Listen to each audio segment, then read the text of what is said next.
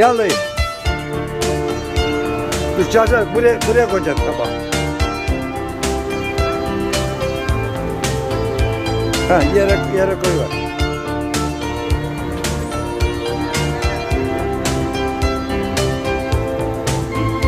Remember that piano, so the light